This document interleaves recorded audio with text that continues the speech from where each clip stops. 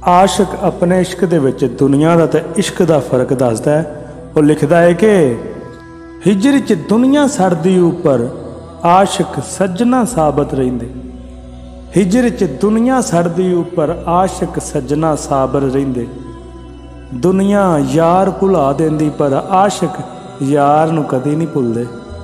दुनिया मिठी ढेर लगे पर आशिक जिब नूं डक लैंदे ने। दुनिया मिठी ढेर लगे पर आशिक जिब नूं डक लैंदे ने। दुनिया सब ख्वाहिशां करदी पर आशिक नफ्स नूं डक लैंदे ने।